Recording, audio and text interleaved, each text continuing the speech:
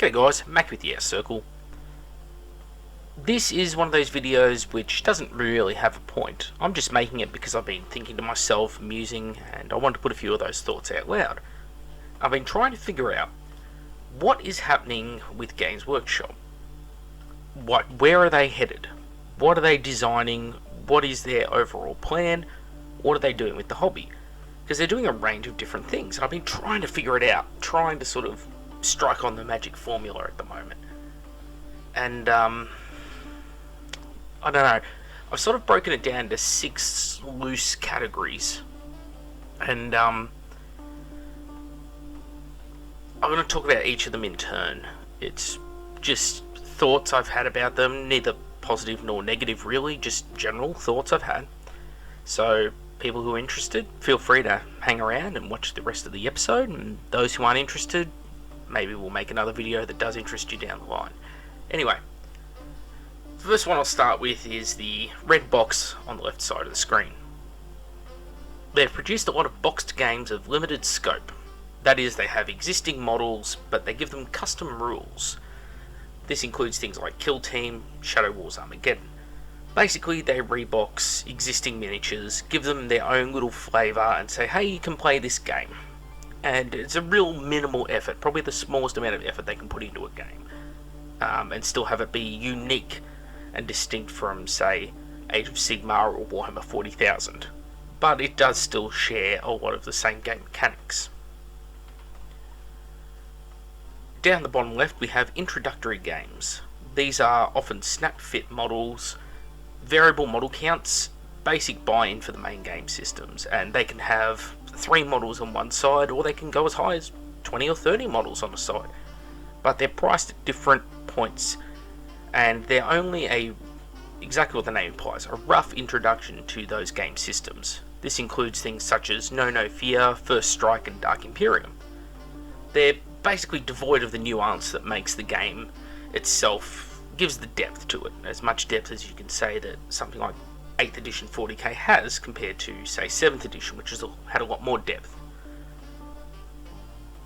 The next one across in the bottom right, in the grey, is box games which are part of another system. They're given a niche rule set and models, but all of the models in that box may be used by the same game or faction. And the only one I can think of is the Horus Heresy games. And this is the sort of category I've defined for them, because it doesn't fit into the other categories.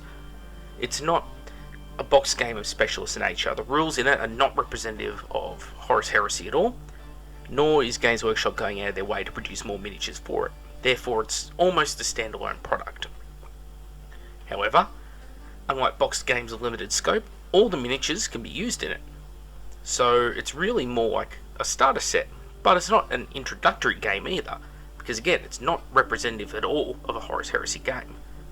And the 2 different box sets are both very different. Betrayal at Kelth and Burning Prosperity play very differently.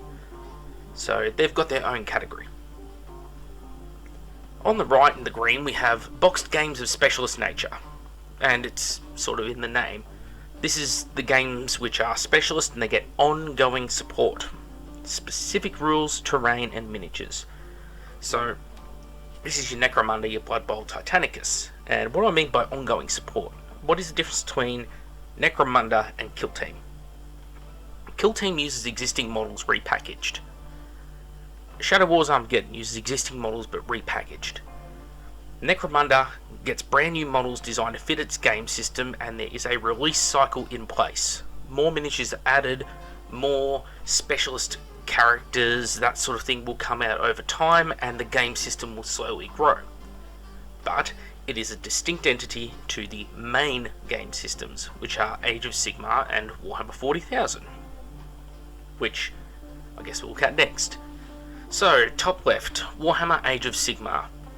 The current trend I'm noticing, this is the thing I want to point out with the 2 main game systems, rather than say what defines them, more the trends I'm seeing. And the trend with Age of Sigmar is the removal of old Warhammer traditional factions in favour of new factions which subvert them entirely. These factions, they don't replace an existing faction, they take a niche part of it and they expand upon it and flesh it out more. And then slowly but surely they remove the old faction from the world, from the game. So a good example of this would be with the Dark Elves. Essentially they took the concepts of Corsairs and the Sea Raiders and Sea Monsters in that aspect, and the Odonath Deepkin have come about. Yeah, they're not Dark Elves, they're something distinct and unique, but it's taking that old idea. Same with Morathi and her faction. They're taking existing characters and taking them in a new direction. Meanwhile, Dark Elves as a faction are sort of being pushed to the side.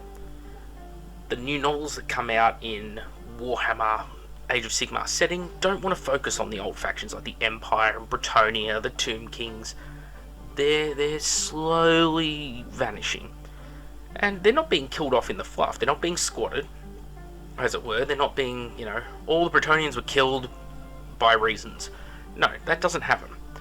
Instead, they just stop producing more rules for them and then slowly start phasing out the models, which we've seen happen to quite a few factions already. Some forces, like Chaos, has happened differently. So they kept the core there, such as Warriors of Chaos. Same thing with the Uruks. They kept Orc Warriors and Goblins and that kind of thing there. But they brought out bigger, stronger, better versions of their troops. So you had this big Khorne Bloodbound thing going on when Age of Sigmar launched. So it was like, hey, don't worry about Chaos Warriors. There's these super Khorne Chaos Warriors. And they don't need to be superior in terms of the game, but it is a new direction they're taking them in, making them very unique as a faction. Same thing with the Uruks. You've still got Black Orcs, you've still got your typical Orc Warriors and that kind of thing, but then you've got the Iron Jaws, the bigger, better. This is now the new face of this faction. So, interesting things going on there. The reason why? Well, how can you convince people to buy new models if they already have an army full of old models? You've basically got to slowly phase those old models out in order to get them to buy new stuff. Will this work? Yes, it is working. It's working very well, in fact. Some people aren't even ashamed to admit it. They're just like, yeah, no, I love the new Age of Sigmar. Perfectly fine, perfectly valid opinion to have. If it draws you in, it draws you in. But do remember, a lot of these decisions come from a financial standpoint. Then you've got Warhammer 40,000, which is different again. It has some things like Age of Sigmar going on, such as the Primaris Marines are being used to force people who pretty much all have Space Marine armies at this point to buy a new Space Marine army. You can't use the old Rhinos, you can't use the old Land Raiders. Well, you can, but why would you use those when you have Primaris Marines? They're bigger, better, stronger, and frankly, a lot of them are nicer sculpts. There's a few that I'd be a bit, they're not nicer, but on the whole, I think the basic power armor infantry, the Primaris, look beautiful. Now, the trend with 40k is to focus on updating all the rules for the existing factions. There's very few new models, however, produced at this point, unless the range demands it. That's the key here. So, Nurgle, if you want to push Chaos right now, you've either got to push Undivided, or you're going to push one of the gods. But either way you go, you've got to make new miniatures because they're so old, and scale is an issue, and also people have armies of them. So, Games Workshop is pushing a lot of new miniatures. They're building a lot of new models for those factions. But other factions, such as the Necrons, well, they got a lot of models updated in 5th edition. That should be good enough for them, really. Give them some rules and we'll see how it plays out. And then maybe, down the line, if the story calls for it, we'll expand on that faction. Same thing with Tyranids and other races like that, the Tau. If they can get away with repurposing existing models or adding one or two new ones, they will at this stage in time, because they're just trying to cover all their bases, get all these numerous factions and hundreds of models available currently for 40,000, all sort of tucked away. Now, where are they going to go from here is the big question, because you have 6 distinct entities in my mind on screen right now. 6 very different styles of games they're putting out. But there is one thing that they all have in common. There is a lot coming out. Games Workshop seems to be swamping us with quantity. Not necessarily quality, not necessarily heaps of rules and written things, but there is definitely a lot of new miniatures coming out.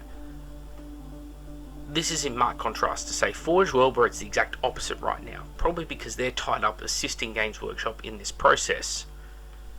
So, where's the point of all my numerous ramblings right now? Well, I don't know that I really have one. I'm just trying to figure out what the hell's going on. What's the trend here? At the moment, it's just produce models. Produce enough models that are all different to one another or offer something different that potentially you'll get people to buy into multiple game systems. I think that's the closest guess I can put at what they're doing, which is a perfectly valid thing to do. Perfectly fine for them to do, you know. I do find it a bit strange, though. You could give a lot of care and attention to Age of Sigmar 40,000 specialist games and make the introductory games a lot more similar to what they should be representing. However, that was what they did in the past, and for whatever reason they've decided that business strategy no longer works.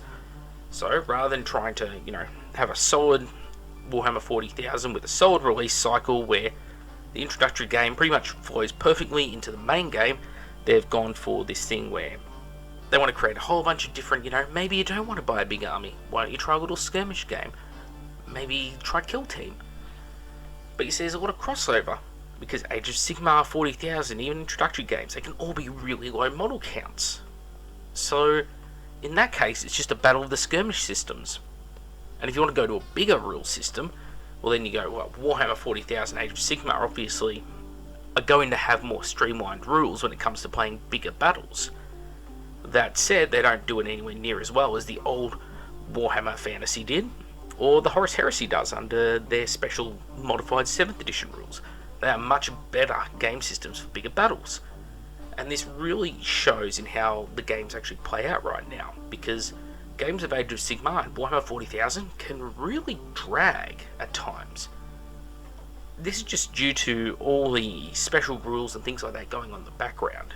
Just interesting thing I've noted is they seem to be going longer than an equivalent points game would of the older game systems, and that's what people are saying. It's very streamlined. Could be completely different. People's personal experiences may differ. They may find that, hey, my Warhammer Age of Sigmar games, I can crack out a 2,000 point game in 40 minutes. Hey, that's fucking great, man. But I'm just not seeing it, that's all. No hard evidence, no facts here, no you're right, I'm wrong, no you're wrong, I'm right. It's just, that's what I'm seeing. It's really interesting. Then you got Forge World, which I haven't really put anything on the screen for, but essentially the thing I talked about with Kat and a lot of the people on Discord is that right now they're so focused on trying to provide specialist games content, but they have such a limited pool of resources that they just can't put anything out of actual substance. So the Horus Heresy game system is just languishing over there, not really getting much fed into it. Same thing with Imperial Armor. Imperial Armor we've been waiting for a very long time for Fires of Syraxis, and it's just not happening. Why? Because they're devoting their resources to specialist games. This is very problematic. No rhyme or reason to it, I don't think. It's just one of those, the company's decided this is the approach they're going to take, and, well, who are we to tell the company what approach to take, right? Anyway, this is just some random thoughts I've had on, Games Workshop of late. What kind of a trend can I see here? Where are they going? Does anyone see any other categories? Does anyone else think they've got an idea of what's happening? By the way, the whole reason I was even thinking about this stuff in the first place, I was wondering about Xenos. Because I heard a rumour a while back now, probably 8 months, that they were working on orc models. They were going to basically do what they did with the Uruks in Warhammer Age of Sigmar and introduce some larger, more powerful orc breed into the orc range. A larger version of Gazkul, as well as a larger set of Nob bodyguards to work with him. and they would be essentially the Orc equivalent of Primaris Marines, I suppose. And the whole idea was that, Ghazghkull has been getting bigger, stronger, hitting the steroids, that kind of thing. Since him and Yarrick had their last confrontation, he's cleaned up the mess with the Tyranids, and now Ghazghkull is ready to kick off his big war. And this is the opening phases of that starting to happen, and his war is going to start gathering momentum. But I haven't seen it yet. I haven't seen it play out, and I haven't read anything thus far. I mean, I don't read anywhere near as much 40k lore as I used to, because it's just, frankly, garbage now. But if I can see something that I do find interesting, it may pull me back in. I don't know. I think Games Workshop as a company's probably tarnished their image with me too much at this point for that to happen, but I like to think that if they do something right, I would be man enough to say I like it. So, anyway, will that play out? I don't know. I discussed a bunch of rumours. It's probably 6 or 8 months back on an episode. Let's talk about what I heard with the Eldar and the Orcs. Still haven't seen any of it play out. And I think a lot of that is due to a big focus on, this release schedule. They're just bringing out so much stuff. They want to get these introductory games, the box games, and of course updating 40,000, all being done at the same time. It's just a lot to handle. So maybe that's why we haven't seen Orcs. I don't know. But I'd love to see the Xenos get some kind of love this edition, because frankly I play Horus Heresy. I can't really complain about being sick of Power Armor versus Power Armor, but I think we're all a bit sick of Power Armor versus Power Armor. It's just boring. I mean, you've got all these great races like the Dark Eldar, the Eldar, the Necrons, especially the Tyranids and the Orcs. They're the two wild cards. Let's see something happen with them. Let's see something unique. Chaos is the big bad, and Chaos got treated like shit for probably a good 10-15 years straight, ever since 3.5, and it was great to give them their moment in the sun, but the thing is, that moment's gone now. Let's get away from it. Let's look at some other things. Maybe explore the Imperial Guard versus the Orcs or the Tyranids, something like that. Some frontier wars, something that doesn't involve Papa Smurf and the Ultramarines. Anyway, I'm back with the Outer Circle.